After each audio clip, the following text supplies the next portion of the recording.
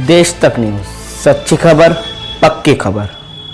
नमस्कार मेरे सभी पल्स पीड़ित साथियों को। मैं एडवोकेट अमित गर्ग, आमजन कल्याण समिति से प्रदेश अध्यक्ष और इस पल्स की लड़ाई का एक छोटा सा सिपाही। साथियों, अभी मैं यूट्यूब चैनल सुन रहा था कई, और कई व्हाट्सएप ग्रुप पर भी मैसेज देखे, सेबी की वेबसाइट पर भी, कि सेबी ने पिछले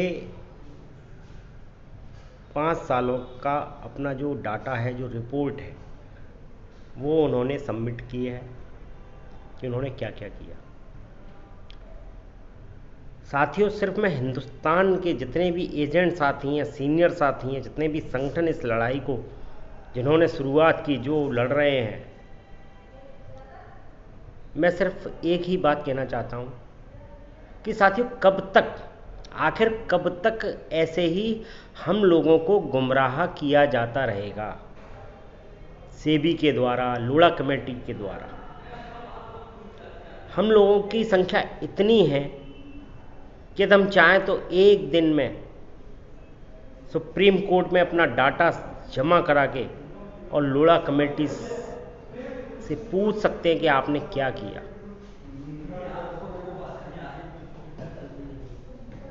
कभी कंपनी सेट में जाती है, कभी ऑक्शन आते हैं, कभी प्रपोजल आते हैं।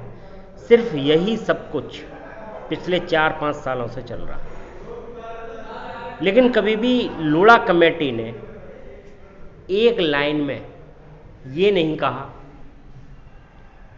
कि पीएसीएल की जो संपत्ति हमारे द्वारा जब्त की गई है, जिसको बेचकर हम लोगों को पैसा देना है,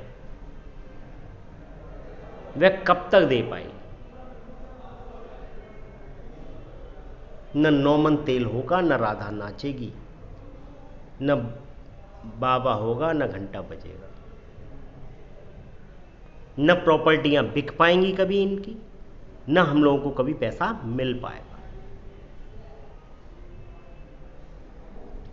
साथियों, अभी भी वक्त है, एकजुट होकर एक आवाज में सुप्रीम कोर्ट में अपना एक अच्छा सा वकील पूरे देश से यदि हम करते हैं तो जरूर हमें सफलता मिलेगी।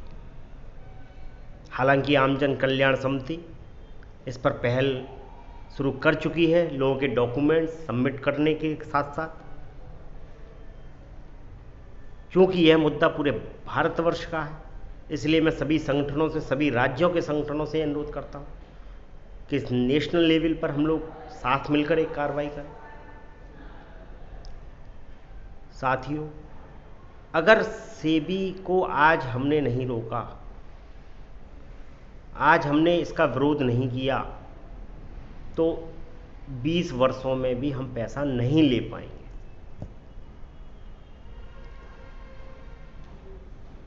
साथियों, इन छोटे छोटे प्रपोजलों से क्या 50,000 करोड़ रुपया, क्या 5 करोड़ निवेशकों को मिल पाएगा।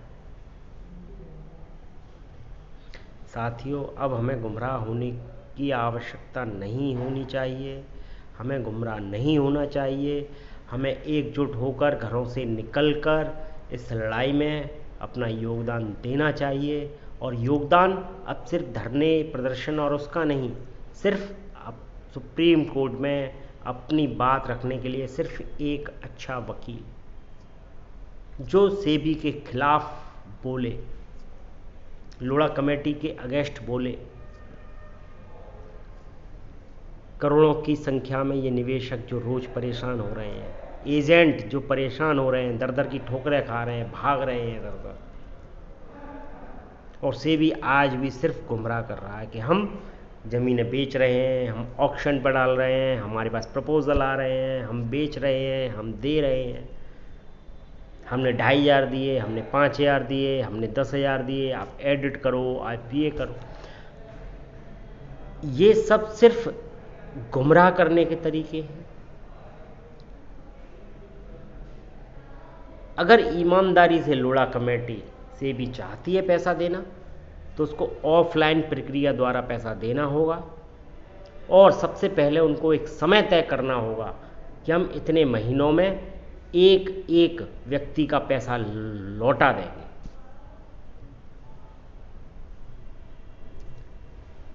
जो अपलोड की प्रक्रिया चलाई गई, रसीदों को जमा करने की प्रक्रिया चलाई गई, लोगों के पास रसीदें नहीं हैं, जिन्होंने पूरी रसीदें जमा कर दी उनको भी आधा अधूरा पैसा मिला।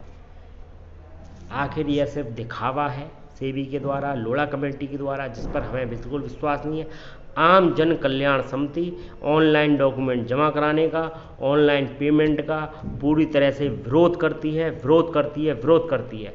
और यदि और संगठनों में है दम, और संगठन ये चाहते हैं कि उनके साथ जुड़े हुए लोगों का पैसा मिले, तो उन्हें भी इस ऑनलाइन प्रक्रिया का विरोध करना पड़ेगा, सेबी का विरोध करना पड़ेगा, कंपनी का विरोध करना पड़ेगा। मैं सिर्फ आप लोगों से यही कहता हूं कि अब भी वक्त है, अपने उन संगठनों के पदाधिकारियों से पूछो कि आखिर वो क्या कर रहे हैं, क्यों आज तक गुमराह कर रहे हैं और आगे अब क्यों गुमराह कर रहे हैं।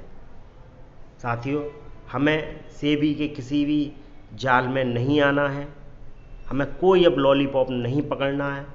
हमें सिर्फ एक आवाज़ में पूरे हिंदुस्तान के लोगों को जगाकर सुप्रीम कोर्ट में अपनी कार्रवाई करनी है और एक नया ऑर्डर पास करवाना है कि हमारा पैसा जल्द से जल्द लोढ़ा कमेटी दे। अगर उसने जिम्मेदारी ली है तो उसे देना पड़ेगा, नहीं तो लोढ़ा कमेटी को बर्खास्त किया जाए। मैं आप सबसे सिर्फ यही करूँगा। मैं बहुत ही छोटा सा व्यक्ति, बहुत इस लड़ाई में बहुत मामूली, क्योंकि मेरी कोई बहुत बड़ी रैंक नहीं, बहुत बड़ी कंपनी की मुझे जानकारी नहीं जिन जो बड़े बड़े सीनियरों को हुआ करती थी। मैं सिर्फ इतना कहना चाहता हूँ, जितनी समझ है उस समझ के आधार पर आपको बता रहा हूँ। पहले भी मैंने जो कहा कि इस तरह से पैसा नहीं मिल पाएगा, लेकिन संगठनों ने बात नहीं मानी। साथियों, मैं सिर्फ यही कहूँगा कि आम जन कल्याण समिति के साथ यदि कोई भी संगठन जुड़ना चाहता है तो सबसे पहले सिर्फ हम कानूनी लड़ाई लड़ेंगे, सुप्रीम कोर्ट से लड़ाई लड़ेंगे, इसके अलावा हमारी कोई लड़ाई नहीं होगी। और हम सेबी का विरोध करते हैं। हमें सेबी के किसी भी अब झांसे में नहीं आना है, क्योंकि ये लोग 5 साल से गुमराह कर रहे हैं और आज भी गुमराह कर रहे हैं। कंपनी वाले भी गुमराह कर रहे हैं, आज भी कंपनी की तमाम कंपनियां चल रही हैं। तो साथियों, बस मैं यही कहूँगा कि साथियों, भ्रमजाल में ना फंसें। ये एक भ्रमजाल है। जब उन पर दबाव पड़ता है, हम लोगों के द्वारा वीडियो जारी होते हैं, हम लोग सुप्रीम कोर्ट की बात करते हैं, हम लोग तो ये लोग एक कोई ना कोई नया एक लॉलीपॉप छोड़ देते हैं, जिससे लोगों को लगता है कि हाँ, हमारा पैसा मिलने वाला है। लेकिन नहीं साथियों, हमें एकजुटता के साथ आगे बढ़ते हुए बहुत जल्द सुप्रीम कोर्ट जाना है। इसके लिए हम तैयार हैं। बहुत जल्द नए अपडेट के संग आपसे मुलाकात होगी। बहुत जल्द हम इसकी तैयारी कर रहे हैं। तो आप लोग बस हमसे जुड़े रहिए। सभी यूट्यूबर्स का एक बार धन्यवाद जो हमारी वीडियो को लोगों तक, निवेशकों तक पहुंचाते हैं। मैं अंत में फिर यही कहूँगा कि सेबी सिर्फ हमें गुमराह कर रहा है, हमारा पैसा नहीं मिल पाएगा इस तरह से। जय हिंद, जय Bharat. Subscribe to Desh Tak News channel and press the bell icon to get latest updates of our new videos. देश तक न्यूज़, सच्ची खबर, पक्की